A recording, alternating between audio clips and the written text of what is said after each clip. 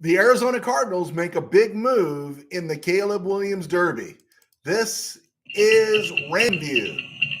It's hot out there, but let's blow them off the line of scrimmage. Headline, Los Angeles.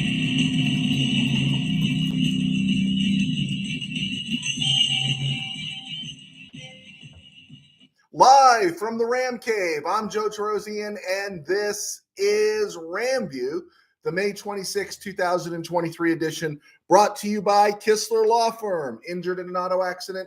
Need help? Got questions? Call Kistler Law at 661-206-6990. That's Kistler Law at 661-206-6990. And check out KistlerLawFirm.com. That's KistlerLawFirm.com. One word, Kistler Law. They've been fighting for you since '92. And by Temple City Auto Repair. Having some auto issues? Get yourself some John and Henry at TempleCityAutoRepair.com. So, big move today made by the Cardinals. A lot of stuff happening in and around the NFL. Some stuff to look at historically. And did you know that LeBron James needs tendon surgery? I think they were talking about that earlier, that he had hurt his foot, that he needed to clean up all this. And last week he gets eliminated in the sweep. This week, just in case Jason Tatum and Jaylen Brown grabbed too much of the headlines with their Celtics coming back, now it's put out there again that LeBron needs surgery and he played on a torn tendon. Now, I'll let you decide, narcissist much. I'll let you decide that. That doesn't mean he's not a great player. It just means, sometimes you just got to let the camera go by. Okay, so the big news in the NFL today was DeAndre Hopkins was released by the Cardinals. There was talk of teams trying to trade for him. He has a big fat contract. I think what is this move? I'm trying to remember off the top of my head. I didn't write it down. Cardinals take a 22 rock hit to their salary cap and dead money, but I think they free up something like $8 million. And what's the message here? Well, to me, the message is let's just make sure all of our ducks in a row are in a row and everything, all our bases are covered to make sure we can go out and get Caleb Williams next year. That's the only thing I could think of right now, because wouldn't you want, if you couldn't trade him, right? You're not going to compete, but wouldn't you want DeAndre Hopkins to be around so when Kyler Murray comes back, he has somebody to throw to? Or is this basically a thing that says, you know what, Kyler, we tried, you're done, and we're going to take a big hit with your contract, but we're moving on. That's my thought process, because I don't think the Cardinals are going to be very good. You know, I thought, hey, if you could trade him, that's a great idea. Trade him. See if you can get a second-round pick or something. But his contract's huge. No one wants to kick that kind of money in. Hopkins turns 31 next week. Now, here's the interesting thing about DeAndre Hopkins. Still a great receiver. DeAndre Hopkins turns 31. He's made 111.5 rocks in his career. $111 million he's made in his career, okay? In his first 7 seasons in the NFL with Houston, he only missed 1 game. That's pretty impressive. His first season with the Cardinals, he played the entire season in 2020. That was the playoff team that got worked by the Rams when Kyler decided he didn't want to be hit anymore. And then of course, no, that wasn't the playoff team. The playoff team was in 2021. My bad. But so you look at this, the last 2 seasons, though, in 22 and 21, DeAndre Hopkins has only played 19 games. He's making a ton of money. Now, I think last year he missed the first 5 or 6 because of the PED, but it is time, for the Cardinals probably to move on from him if they could. But if not, wouldn't you want him around to just kind of help out Kyler Murray in his development? Well, that's gone. And now you have to wonder, what is Hopkins thinking? Is that I've made my money. He has made his money.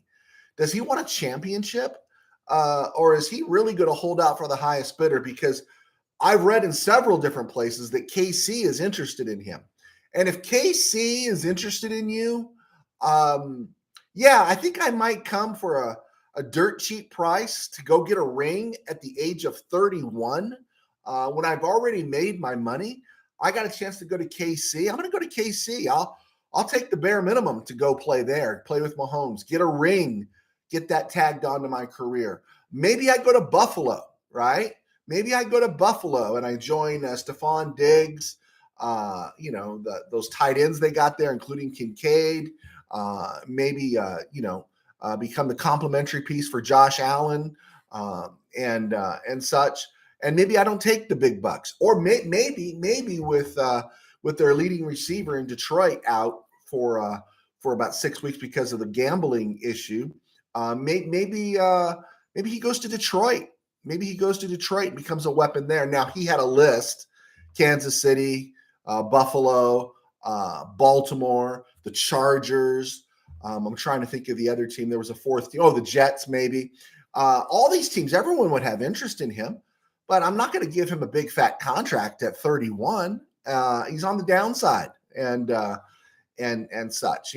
Maybe he comes in, plays 1 year, then we give him 2 after that. But he should be trying to accommodate somebody else so he can get his ring. And now he's a free agent. He's got his money. Man, go chase that ring and don't worry about chasing the big bucks because you've made your money. So we'll move on from there. But yeah, I thought that was cool. I'd already given the Rams 2 wins over the Cardinals anyway. This just makes it a little bit nicer, a little bit easier, and such. So yeah, 2 wins for the Rams. Cardinals 2-15 right now, 3-14. They got 2 likely. Well, it depends on what the Texans do, but they got definitely a top 5 pick, maybe 2 top 5 picks, depending on how things go with the Texans. So definitely. Now we get in the Caleb Williams talk coming to LA, because I don't know if the Rams can out-bad the Cardinals. I mean, you'd have to have twice as many injuries as you had last year on the offensive line, on some other receivers or defensive backs or something. Rams just can't outdo 2-15, 3-14, which is where the Cardinals are headed. Jimmy G, what's it like to be a Raider fan? You ever thought about that? How brutal it must be to be a Raider fan. To wake up in the morning and say, you know what, my loyalties are with the Raiders. And there's so much optimism, when they got to Las Vegas. It's a beautiful stadium. But, boy, they just can't get out of their way. And, boy, Josh McDaniels, golly, this guy runs off Brandon Marshall, runs off Jay Cutler in Denver, his first go-around. He runs off Derek Carr, trades Darren Waller, and there's a comment here from Darren Waller that I thought was really interesting, and replaces Derek Carr with Jimmy Garoppolo? Jimmy G? Are you serious? But they keep doing it, and people keep listening to him, and now Jimmy G, of course, he gets the contract, and he says, oh, by the way, I need surgery. This is what Jimmy does. Good for him. And, of course, yeah, I do believe the Raiders were aware of it, but you were aware of it. You were aware of it, and you signed Jimmy G, and now you're trusting that the guy who's likely also to get hurt over the course of 18 weeks in a 17-game season is already hurt and can't work out with any of your people. He can't work out with Devontae Adams. He can't work out with Third and Renfro. He can't work out with the new tight end. He can't work out with Josh. He can't work out. He can't work out until training camp starts. And I think the Rams are a classic example, is when your quarterback doesn't get to work with his new receiver. It has a Stafford versus Robinson. It plays a part. It plays a part in the season. And then he's going to be gone during the year. And who are they going to turn to? Brian Hoyer? Aiden O'Connell? It just has to be awful to be a Raider fan. And then you had Darren Waller interviewed yesterday.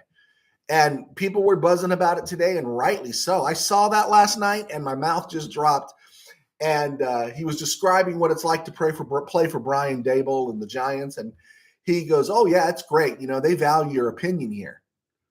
What is that? You telling me that's not unintentional, subliminal, obvious, whatever you want to call it, a shot at the Raiders and Josh McDaniel. I mean, they value your opinion here, right? Where in Las Vegas, they really weren't valuing his opinion, Darren Waller. And so it just shows you that, Brian Daboll, at least at this point in the season, is going to listen to his players. Now, when the game starts, coach runs the sideline, player might make a suggestion, and the coach might say that's a good idea. The coach might say, get the blank out of here. But in OTAs, he's having dialogue with his key players. I don't know, man. That sounds like a good sign to me.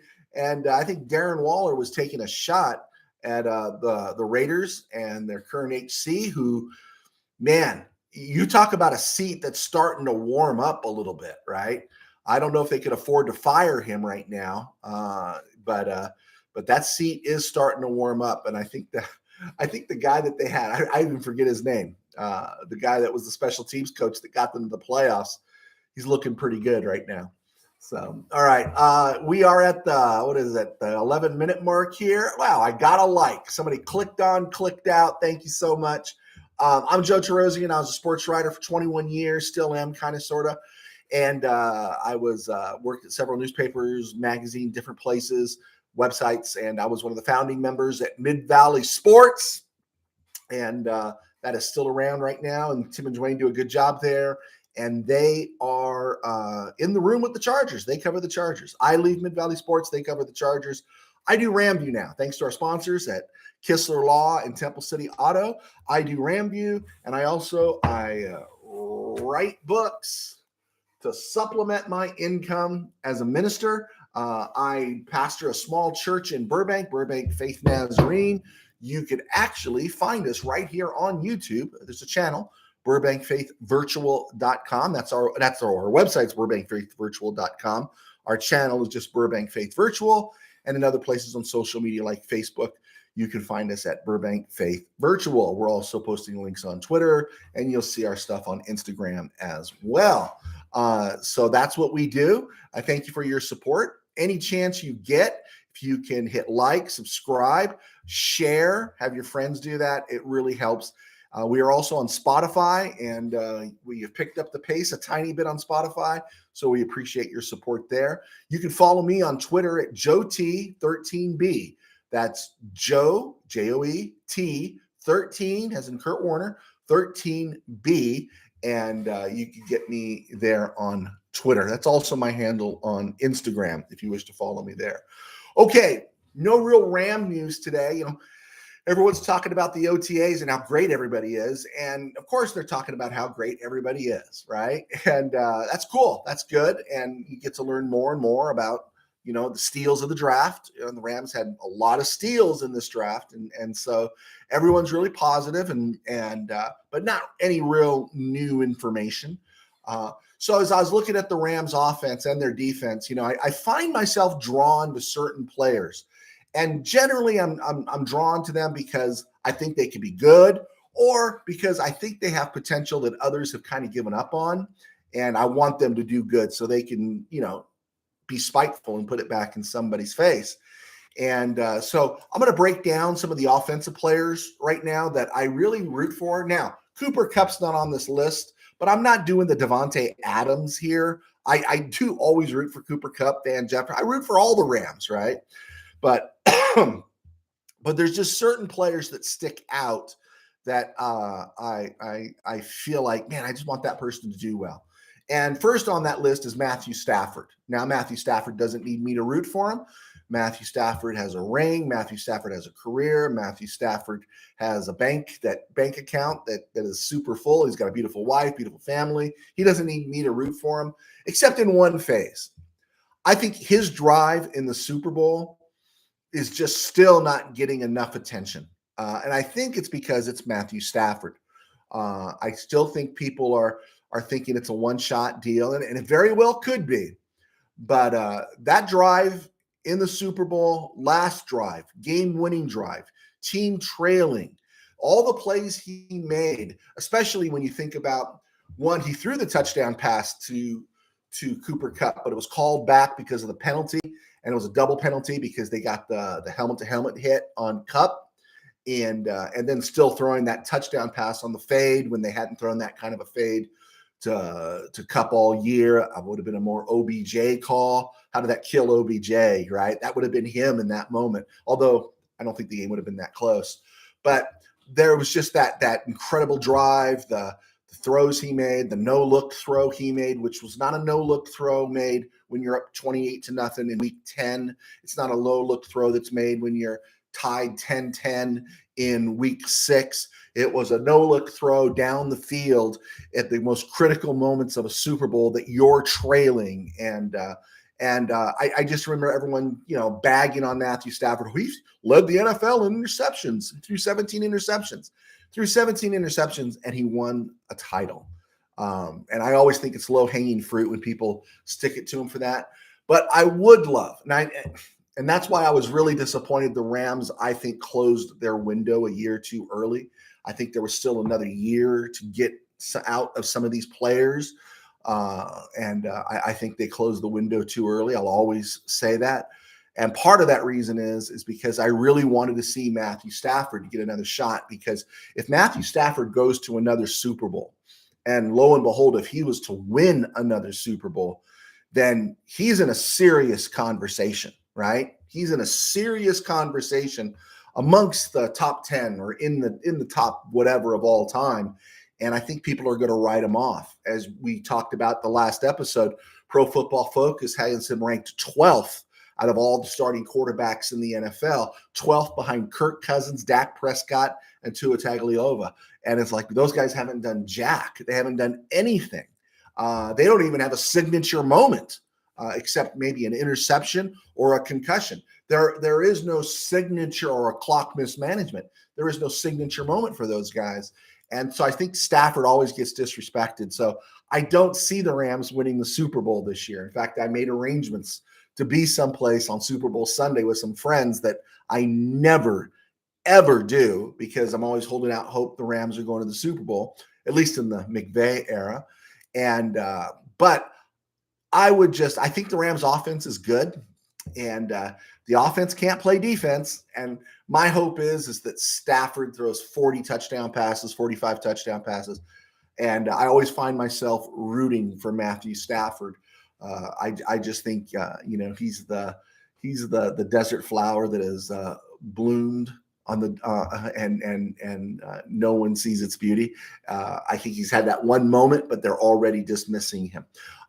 Full many a flower is born to bloom and wasted sweetness on the desert air, right? It's John Gray, an elegy. And I know he's got some attention, but I really do root for Matthew Stafford. Another guy I root for Tutu Atwell. And I'll tell you why. I root for Tutu Atwell because everyone loves the greatest Ram who never was, Creed Humphrey. He will always be the greatest Ram who never was. Now, Creed Humphrey has put together 2 all-pro seasons. Creed Humphrey is the number 1 rated center for 2 years in a row in the NFL. Creed Humphrey was right there for the Rams to draft 57 overall in 2021, and he did, and the Rams did it. And it's awful, it's terrible, whatever. But is that Tutu Atwell's fault? And his first year was a wash. We understand that. But last year you saw, which was really interesting, after not dressing out for 5-6 weeks, towards the back half of the season, you saw Atwell start getting more playing time. You also saw his speed. You also saw his hands. And you saw why the McSnead administration fell in love with him.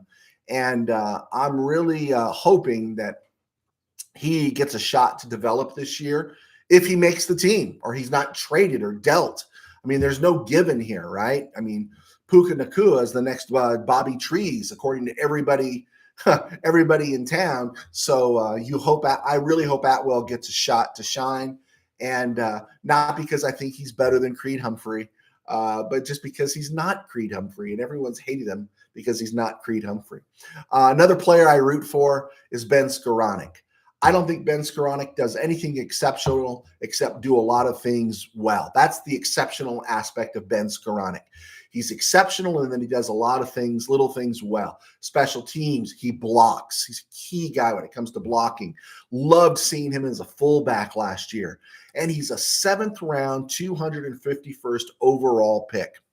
And he worked his way into playing time on the offense in his rookie year. Yeah, he had some moments. He tipped that ball in the Super Bowl that led to an interception that people blame Stafford for. Yeah, he had some drops. But last year, you also notice he also had some key catches.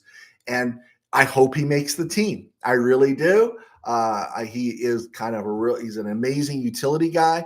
Now, if everything works out for this offense the way it should be working out, I don't expect to see him getting too many snaps as a third wide receiver. But I do find myself rooting for Ben Skoranek.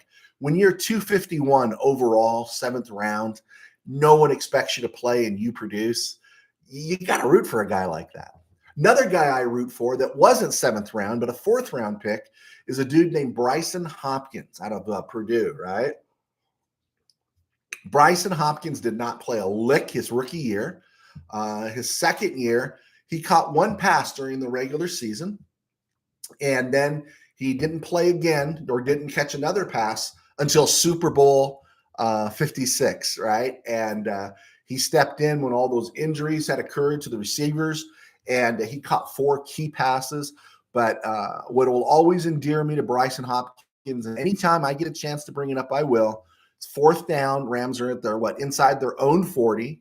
It's 4th and a yard, and they're at their own 36, 37, and they run the jet sweep to Cooper Kupp for the first down.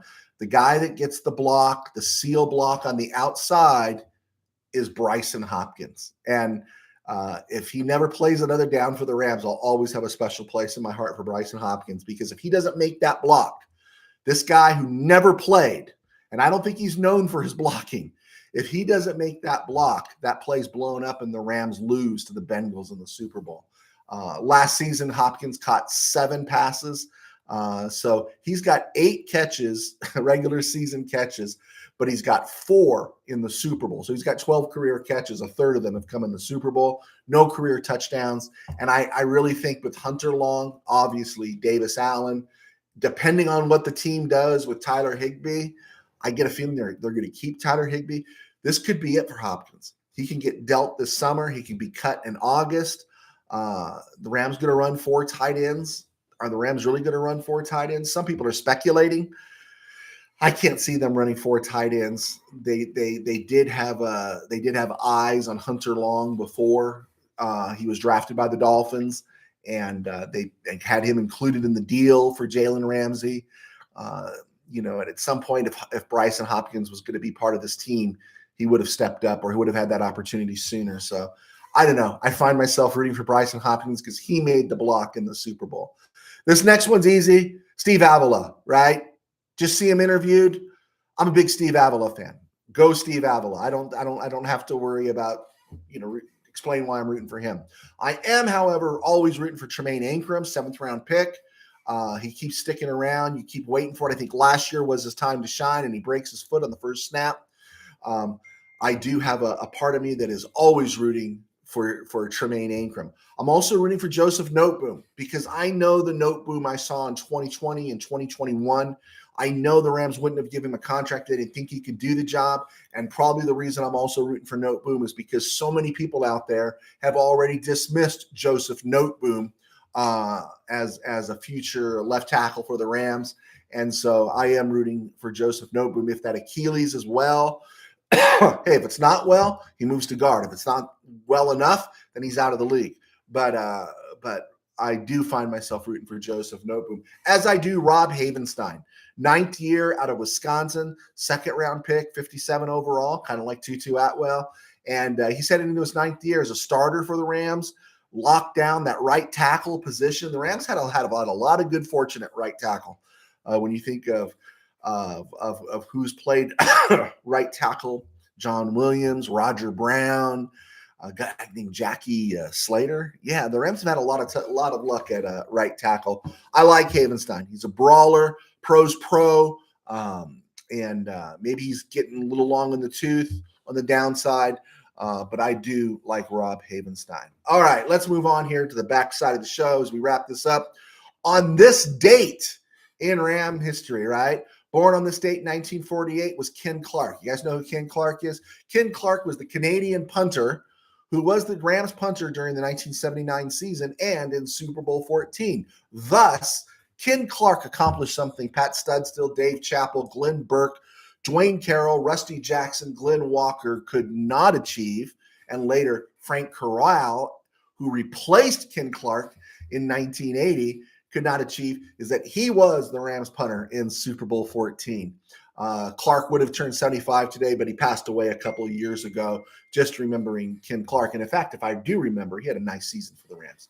And the big one on this date in 1958, the Rams traded the Dutchman. The Rams traded Norm Van Brocklin to the Philadelphia Eagles for a dude named Bucky Lansford, a backup quarterback, a defensive back named Jimmy Harris, and a first-round draft pick in the 1959 draft who was second overall. And the Rams sent Van Brocklin, who had been with them since 48. Van Brocklin, of course, shared time with Waterfield through 51, won the title for the Rams, right? You know, where's my book? My 1951 Los Angeles Rams. Van Brocklin was considered one of the purest passers in the 50s, still holds NFL records, and a real jerk. You know, he's just one of those guys, you know, so you can imagine how combative he was. That's why people had an opinion of him. They didn't think much of him. He didn't get along with Sid Gilman. And after the 57 season, he was traded on this date in 1958 to the Philadelphia Eagles for those two players and a number one pick. So he was still highly valued.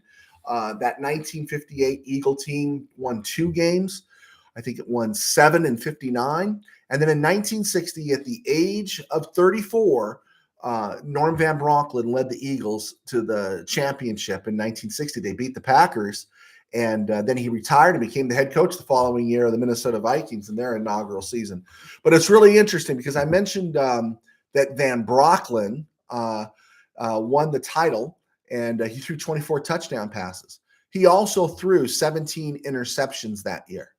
Who was that? Oh, yeah, Matthew Stafford threw 17 interceptions. Hey, guys, keep the stat geeks out of your rational thought when it comes to common sense, right? Keep the stat geeks that just look at the number and not look at the situation and stuff. Van Brocklin threw 17 interceptions when he won a Super Bowl, and sure enough, so did Matthew Stafford. So read the moment, read read the context of everything. Oh, and by the way, that number 2 overall draft pick that the Rams got for Norm Van Brocklin turned out to be this guy named Dick Scooter Bass, who became the Rams at that time all-time leading rusher, ran for 1,000 yards twice, and he played with the team through the 69 season, although he only played in 1 game in 69. But he was the Rams' number 1 feature back of the 1960s. Small, compact, good receiver. We got to know Scooter Bass when I was younger because he would provide color commentating and with Bob Starr throughout the 1980s. So I thought that was pretty interesting, huh? Norm Van Brocklin is transitioned into Dick Scooter Bass. All right, that's going to be the show today. It was a stone groove, and I'm giving you a bonus. Is tomorrow Jackie Slater turns 69, so wish Coach Slater a happy birthday. Well, I kind of know him as Coach Slater because when we were covering APU football, he was the offensive line coach. He's Jackie Slater, right? I don't know if he's Coach Slater anymore, but wish him a happy birthday. He turns 69 tomorrow. Okay. Hey, thank you so much for clicking on, for the support. And if there's any questions, anything that comes up, please feel free to throw them our way. Follow us on Spotify. Follow us here on YouTube as we footprint. Thank you so much for supporting. Thank you so much for following. God bless. Take care. And we will see you on Monday.